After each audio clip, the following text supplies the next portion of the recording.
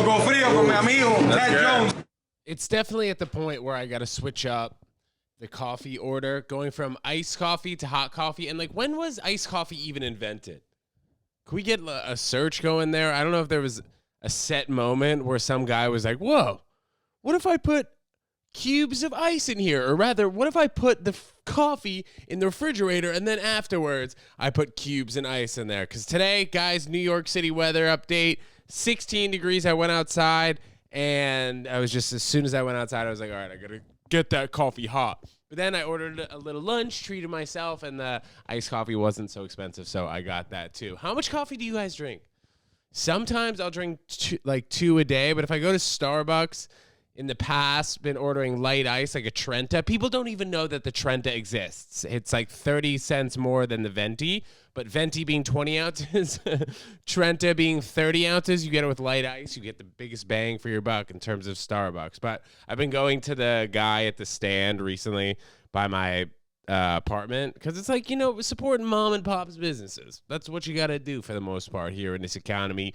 With inflation on the rise, I worry about these guys not taking credit cards, not taking Venmo, and the price of like a $2.50 coffee, it's the same as it was a year ago, but inflation is up 6 or 7%. So each year that goes by, you gotta think about these guys. But at the same time, they don't pay as much rent as the store owners would. They definitely do still pay some rent. I'm not sure like 100% how much this particular guy is paying being in Chelsea on 24th Street. But I can imagine like vendors who are right outside the Empire State Building, vendors who are in Times Square, they pay more rent just because their location is more valuable.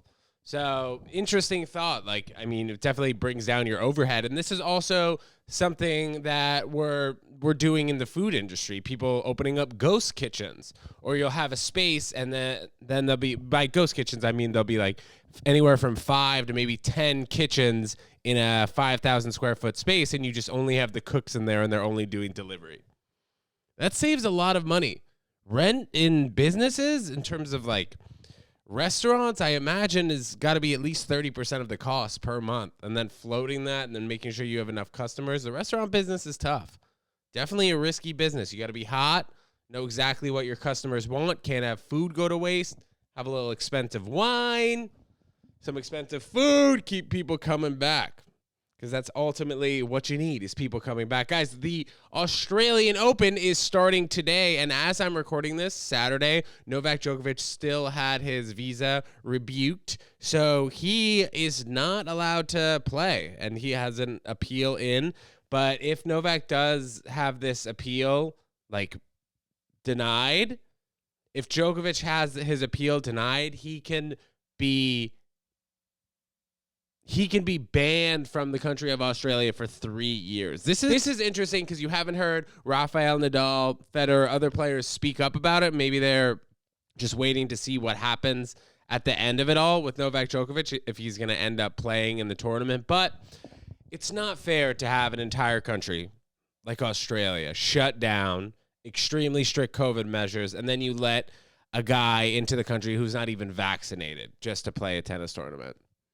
It's not right. You do have to treat everybody kind of the same. While I understand maybe certain people have different rules to follow, but come on, man. Being exempt from the vaccine is not one of them. And then also it was said that he was a little bit sketchy about when he caught COVID and he was still attending events. So that's something to look at. But Novak Djokovic on the way to becoming the world's best tennis player ever. They can't have a guy with marks like this on his resume if he's the greatest ever. That's why I like sticking to Federer.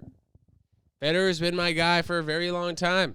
The game of tennis also doesn't get as much love as it should. I was just at the U.S. Open site the other day shooting a vlog and doing like a racket review with my buddy who is the manager of the tennis shop, like the stringing shop at the U.S. Open. So shot a video. It was nice to get back on court. I haven't played tennis since July, and it's tough to play tennis in New York City. It's probably one of the hardest cities in the country, if not the hardest, to play tennis. Like the indoor rates are so tough. You got to pay for the real estate that the tennis court's on, the heat in that bubble. But you go to Florida, you go to places like L.A., and I'm sure in the state where you live, there are cities that just have public tennis courts all over the place. New York City, not so much.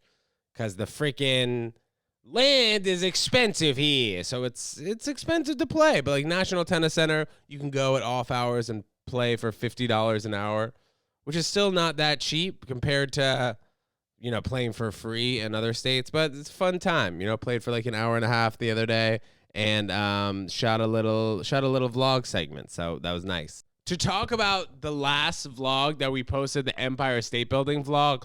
Wow, what a crazy turn of events. So I was told to meet my dad's friend on Park Avenue and 42nd Street. So I met him. I thought we were going to go to the Empire State Building together. Went there. He came downstairs, gave me a card that was like an all-access card to go to the Empire State Building. So as I picked up this card, I go directly to the Empire State Building. As I get there, the Empire State Building doesn't open until 12 since COVID hours. But on the card, it said open from like 8 a.m. to 1 a.m. So I get there at about 11 o'clock. I find out it's closed. So I go have a salad close by. Then I get back to the Empire State Building right before 12. Go cut the line. And then as I walk in there, this lovely lady named Renita, who's worked at the Empire State Building for 23 years, just goes and starts to give me a private tour of the Empire State Building. This was crazy. We went up to the 80th floor, saw the deck there, then went up to the 102nd floor, and the entire time, guys, you check this vlog, it was just me up there.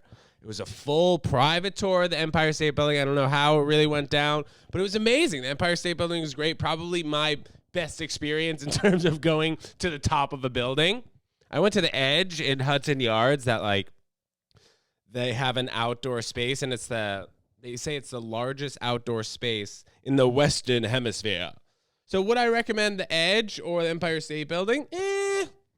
Empire State Building just has more history in it. Like, as you're going through this maze, you know, you're told all these things about when the Empire State Building was built, what was here before it, how people actually built it, the elevator shaft. You guys just check out the vlog on TEDJONESWORLD YouTube channel. But Empire State Building, just more history. Maybe takes a little bit longer to get up there and then go through the process. It's more of like a museum, but given that the Empire State Building and the Edge and Hudson Yards are about $40 to $45, I'm going to give the Edge to the Empire State Building. But I have not been to the top of the Freedom Tower.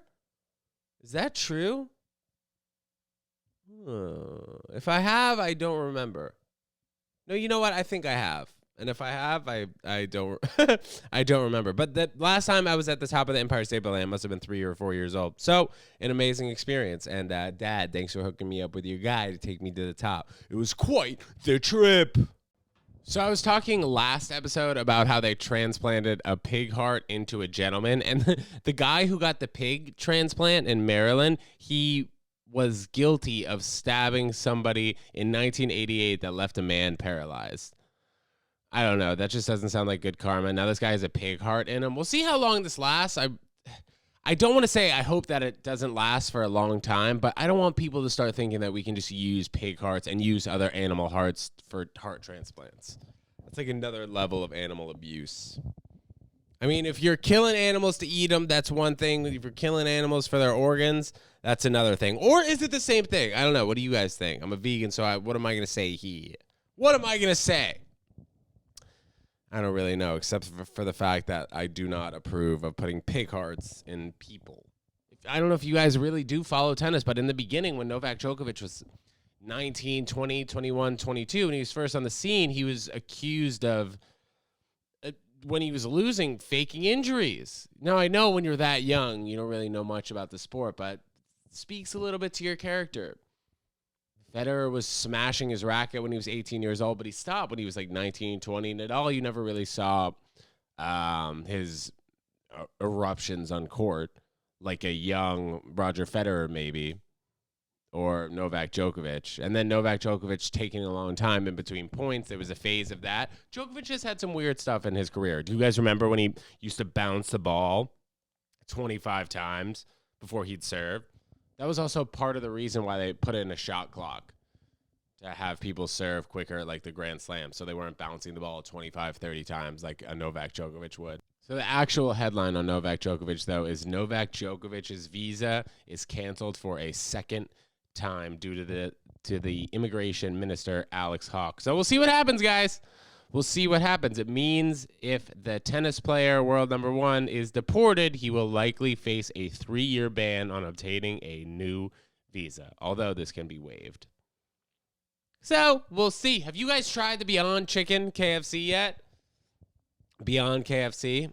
Next time I pass by KFC, I'm going to try it. I don't really know where there's a KFC, though, close to me in New York City. There's a lot more Popeyes, if you guys notice that. KFC seems to be more suburban than in the city. You know, you got a Popeyes on 23rd and 8th. You got one on 23rd and Madison. You got one in Times Square. I haven't seen many KFCs. I know that there's one on 14th Street and 2nd Avenue. But if you guys have had the Beyond KFC chicken meat, you let me know how it is. I imagine it's good, tasting the same as that chicken, or, you know, the consistency is the same. And then people ask me, Ted, well, if you don't like meat, why do you like these replacement meats? I used to eat meat all the time, so the texture was familiar to me. And I did like the taste of a chicken, a bacon, egg, and cheese, stuff like that, pizza, bagel with cream cheese, sue me. But if I can have something that replaces that tastes the same, then I'm in. I'm in for it. I just found out that I am going down to Florida, opening for Hannah Berner at the Miami Improv February 20th. Guys, I'll talk about that show a few more times on here, so don't you worry if you don't get it this time. But if you're down in Florida for President's Day, is that actual President's Day? Let me see. What day is President's Day? February 21st, 2022. So I will be down in Florida Sunday night, February 20th, 8 p.m. for that show, opening for Hannah at Miami Improv. And then the next day, February 21st, we have the Ted Jones Comedy Show in New York at the Stand. So that'll be a fun, action-packed weekend. I'm excited to go down and see my dad again in Florida. He will likely be down there. I don't know, Dad. When are you going to be down there till, bro? Send me a text so I know. I would assume probably like end of April, maybe to Passover, you come back to be with their family.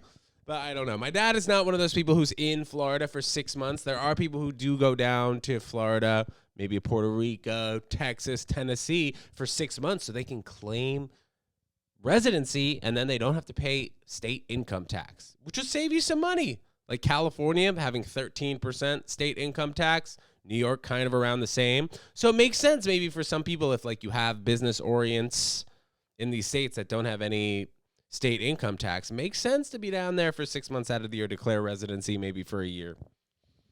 Would I do that? I don't know, guys. If the check brings me there, yeah, sure. Maybe I would live somewhere else for 6 months if they didn't have any income tax.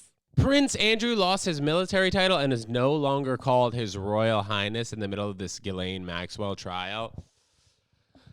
This is crazy how we're not getting so much detail out of the trial. I mean, I feel like it's being kept from the public for a reason, but Prince Andrew was just like obviously a great friend of Jeffrey Epstein. This is just such a weird trial. I mean, people have their bad habits. I bite my nails all the time. I smoke weed a lot. Those are two of my bad habits. What about you guys? What do you have?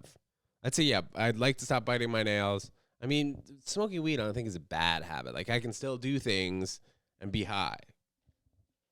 You know, but it's just like when it gets to you're smoking crystal meth, you're doing heroin, snorting heroin. Oh, my gosh. We were on the way to the U.S. Open the other day, and my filmer who I was with, we started chopping it up with this guy who was in a wheelchair. It was a homeless guy in a wheelchair, and he was just talking about his life journey. And he was giving all of the right advice, you know, and then he said, you know, it's about pursuing your passion and not giving up and looking for the things that you are really good at. And I was like, wow, man, you know, that's deep. And then he started talking about how he just got addicted to snorting heroin. And while I thought it was just so crazy as he said that, like, this happens to people. You know, it's okay to be addicted, but just try and get out of it if it's really affecting your life. If it's taking over your life, you really just got to see, all right, do I want to be addicted to this for the rest of my life? Am I going to lose family? Am I going to lose friends over this? People aren't going to want to be with me anymore, support me. I think that's how you got to look at it from a whole. Because we've all had that time when we've been like, wow, is this really making my life worse? I've had this issue too. That's something you got to look at from a deeper perspective. It was really crazy to hear this guy talk about this. On a lighter note, guys, we have the Ted Jones Comedy Show 1 week from today, Monday, January 24th, 7 p.m. at The Stand, 116 East 16th Street. And if you guys don't make that show, we have a Friday night show at The Stand, Friday, January 28th, 11:59 p.m. The lineup is amazing. Both shows are going to bring absolute madness. And then we have a show February 7th, February 24th. Just check the link in this YouTube video, Apple Podcasts, Spotify, Amazon Music, wherever you're listening to it. Just check the link in that bio. We've been having an amazing shows, and everybody who comes out has a great time. So I would encourage you to get to New York and get to a show. We throw out Ted Jones Comedy Show t-shirts every single show, so come to the next show, and who knows, you might get a t-shirt. Some world climate news. A volcano in the South Pacific exploded, which has a tsunami advisory in effect for the U.S. West Coast. That is pretty crazy. So a volcano erupted in the middle of the Pacific Ocean. Now California, Oregon, Washington, and Alaska have some freaking tsunami warnings. That's crazy. Man, 2022 is going to be a great year. I don't know what to expect, obviously, but 2020 wasn't great. 2021 wasn't great in terms of the world, but I just hope we get better about taking care of things and not thinking so much about ourselves, guys. Because we are all one. You got to remember that. We are all one. We come from the same thing. We're going to the same place. And while we're here at this blink of an eye on Earth, you just got to smile, love, try and do everything to the best of your ability.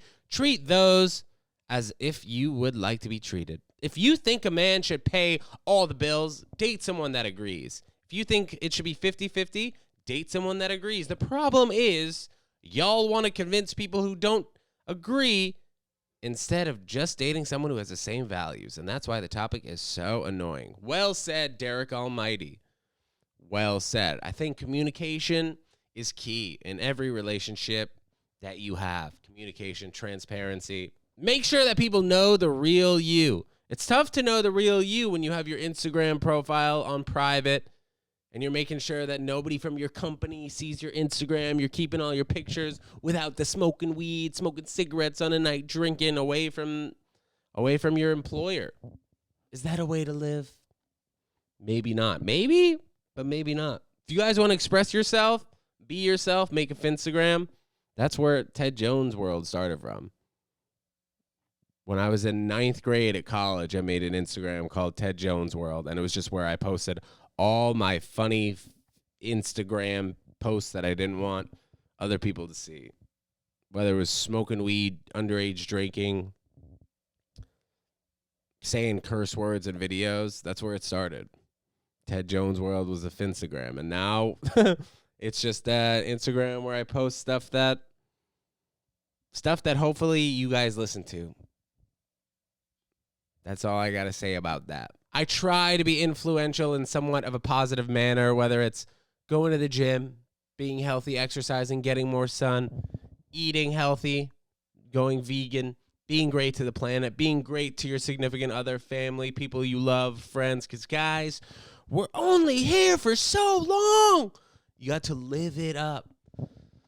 You got to live it up. It's not worth it waking up and, like, being pissed at your coworker. I went through that for like 5.5, 6 years. I remember I used to wake up, and I'm even working for my dad, though, I'd still be mad at like a coworker, an employee. I'd wake up in the morning, I'd be like, oh, I hope that guy did this today, or I hope she did this today. When in actuality, who gives a shit?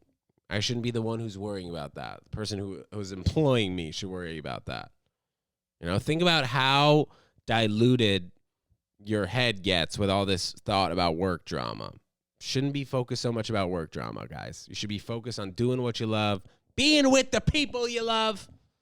And that's really the importance here that we'd like to promote on the Ted Jones World podcast, guys. Thank you so much for tuning in. As always, you guys got any listener emails, you shoot them in. TedJonesWorld@gmail.com. We love hearing from you. Shoot me a DM on the Ted Jones World Instagram. And if you guys are going to be down in Miami for President's Day weekend, which is the weekend before February 21st. You let me know. We have the Ted Jones Comedy Show dates lined up, ready to go. January 24th, January 28th, February 7th, February 21st, all in New York City at the Stand Comedy Club and Restaurant. Guys, we have an amazing time at that show, and if you're not in New York City, get to New York soon. I'd love to see you at a show. Just hit me up, and, I'll get back to you. All right, guys? Thanks so much for tuning into Ted Jones World Podcast. We'll see ya on Thursday. Peace.